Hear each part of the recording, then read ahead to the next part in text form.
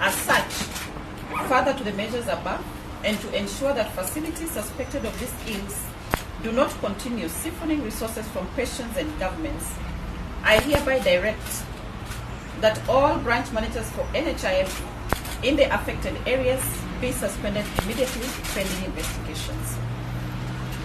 I hereby also instruct the Kenya Medical Practitioner and Dentist Council, the Pharmacy and Poisons Board, to commence investigations immediately and conclude within 48 hours on the following facilities: Jekim Medical Center in Meru Central, St. Peter's Orthopedic and Surgical Hospital in Kiambu County, Afya Bora Hospital in Mwea Kirinyaga, Joy Nursing and Maternity Hospital in Malewa Street, Kamukunji, Afya Bora Hospital Annex in Wanguru, Mwea, Jekim Hospital, Nguku, Imenti South,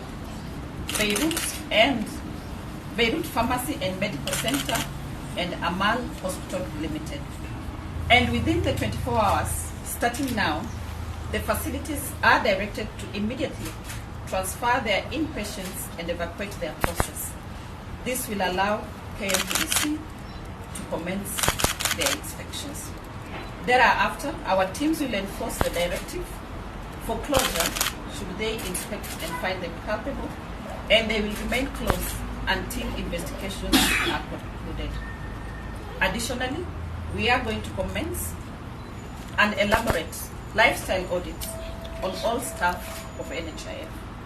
This is to ensure that each member of staff can explain their wealth portfolio in consistence with their earnings. This will commence this month in conjunction with ESC, but will continue progressively to the end of the year. Any inconsistencies flagged out will be subjected to investigations and will attract firm legal measures. Let me emphasize that anyone or organization that wishes to run a medical camp must get a license from the Kenya Medical Practitioner and Dentist Council. And also emphasize that chiefs do not license medical camps. This emphasis serves to ensure that there are no subsequent instances of people pleading ignorance.